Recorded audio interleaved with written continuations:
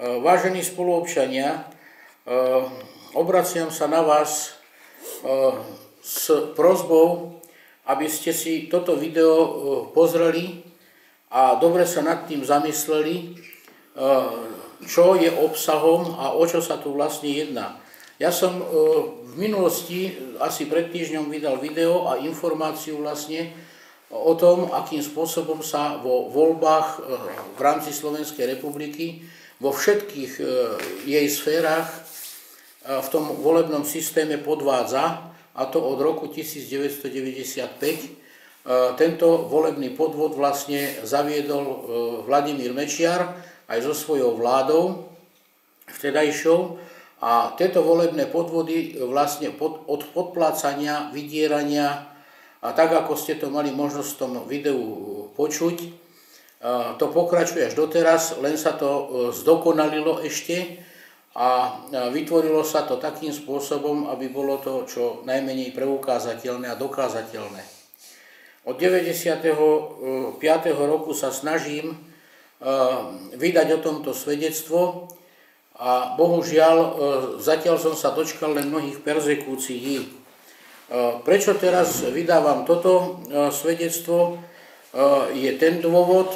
že už konečne sa rozhodli po toľkých rokoch, že v rámci toho videa, ktoré teda donútilo aj príslušníkov policajného zboru, aj túto vládu, aby teda urobili so mnou konečne zápisnicu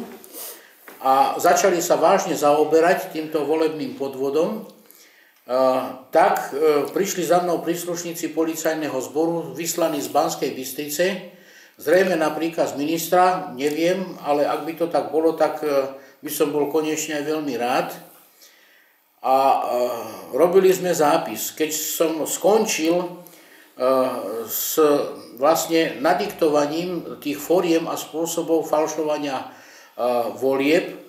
ktorého pôvodom a pôvodcami a páchateľmi vlastne tohoto trestného činu sú najvyšší predstavitelia vlád, ktoré tu boli od 95. roku až doteraz, áno, lebo to vlastne praktizuje súčasná vláda, tak som bol proste len prenasledovaný a perzekvovaný, takže konečne sa urobil aj zápis. A keďže mi tento zápis, ktorý sa robil na asi 7 stranách formátu A4, príslušníci policajného zboru odmietli ako svedeckú výpoveď dať ako dôkazový materiál, že som teda tú výpoveď vykonal aj fyzicky a že som bol vypočitý príslušníkmi policajného zboru, čo teda nechápem, čo ich viedlo k tomu, áno, že prečo mi odmietli dať túto dokumentáciu a jej obsah, tak preto teraz vydávam túto svedeckú výpoveď a zverejňujem obsah toho, čo som im nadiktoval, a to vlastne z tých dôvodov, aby som jednak zamedzil tomu, že to príslušníci policajného zboru iba založia kdesi do šuflíka, ako to býva zvykom, a zároveň aj z toho dôvodu, aby som chránil seba a svoju rodinu, nakoľko už v minulosti, keď som toto hlásil jednotlivým ministrom jednotlivých vlád od 95. roku, tak som si vyslúžil len perzekúciu, vyfabrikované rôzne trestné činy, za ktoré som potom bol aj odsúdený pri každej vláde, aj pri Mečiarovej, aj pri Dzurindovej, a už aj teraz to začalo pri tejto vláde Roberta Fica. Ak by bol ohrozený môj život alebo život mojich blízkych, mojej rodiny, tak chcem, aby ste vedeli, že je to práve z toho dôvodu, že vydávam tieto svedectvá a stávam sa vlastne nepohodlným v tomto režime, a z toho dôvodu upozorňujem celú verejnosť takouto formou, keďže nemám možnosť dokázať svoju výpoveď a svedectvo tak, že to môžem ukázať teda na tom formáte A4, tak ako som to tým príslušníkom nadiktoval. Čo vlastne ja očakávam, že toto moje svedectvo by malo v rámci spoločnosti, v rámci Slovenskej republiky vyvolať. V prvom rade, vážení spoluobčania, je potrebné si uvedomiť, že došlo k veľmi veľkému podvodu, ktorý bol spáchaný už pri tvorbe samotnej ústavy Slovenskej republiky, kde občan sa vzdáva svojej moci, svojich právomocí, svojho mandátu v prospech politických strán a hnutí, čo zakotvuje ústava, ale pritom sa občana nikto nepýtal, či tak chce vykonať a či s tým súhlasí. To je jeden veľký podvod, ktorý teda už v ústave je zakotvený. Ten ďalší, keď odovzdáva tento mandát, aby vždy vyhral ten, kto momentálne je pri vláde, tak každá takáto vláda vlastne od vlády Vladimíra Mečiara vytvorila systém falšovania hlasovacích lístkov a systém pôsobenia na pracovníkov štátnej správy, samosprávnych orgánov, to znamená od primátorov, starostov a zamestnancov obecných a mestských zastupiteľstiev, aby volili teda tú politickú garnitúru a tú vládnu špičku, ktorá momentálne vládne, lebo v opačnom prípade budú poprepúšťaní zo zamestnania a tak ďalej. Toto je vlastne psychický teror, vydieranie na základe sociálneho, ekonomického vlastne postavenia občana v spoločnosti a taktiež sa tu jedná dá sa povedať, psychické vydieranie najvyšších štátnych predstaviteľov v rôznych funkciách, tituloch a postavení. Ak teda nebudú poslušní, tak jednoducho sa nájde spôsob vždy, ako ich vymeniť a prídu tým takisto v titul, funkciu alebo postavenie v spoločnosti. Keďže toto svedectvo, ktoré som tam napísal, obsahovalo aj rôzne iné konkrétne detaily, ktoré som vydal, a to napríklad aj metódy, formy a spôsoby, ako sa to v praxi deje reálne, napríklad ako sa to deje na obecných zastupiteľstvách, ako sa to deje na mestských úradoch, ako sa to deje v rámci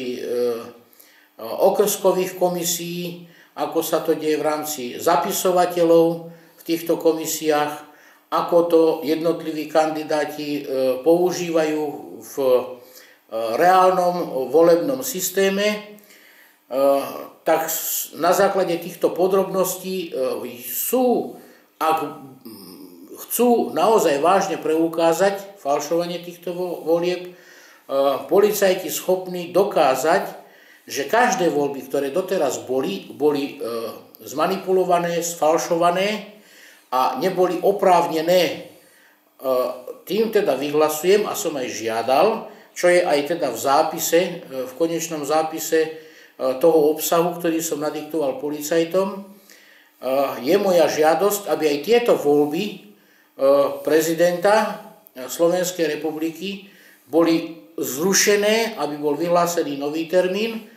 a zároveň občanov žiadam a vyzývam, aby sa sami postavili za to, aby bol celkový zákon o voľbách, aj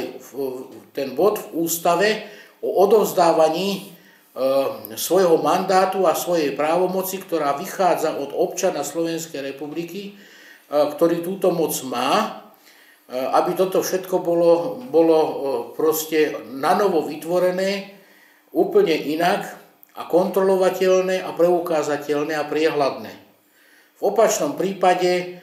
sa nie sme schopní legálnou formou dostať k hodnoverným, pravdivým volebným výsledkom tak, aby to bolo v prospech občanov, a zatiaľ to vždy bude len v neprospech a vždy v prospech politických strán a hnutí, ktoré sú v tomto štáte riadené finančnými skupinami, nadnárodnými korporáciami a sú úplne proti záujmom Slovenskej republiky, proti záujmom občanov v Slovenskej republiky. A v tomto prípade teda, ak samotní občania nezoberú svoje právomoci a kompetencie do svojich rúk, tak sa nič ani podstatné nezmení. Zostaneme otrokmi, ktorými už vlastne sme a dlhodobo vo vlastnej krajine. Preto vás vyzývam, aby ste sa začali intenzívne zaujímať o celý tento prípad, ale o všetko, čo sa okolo vás deje.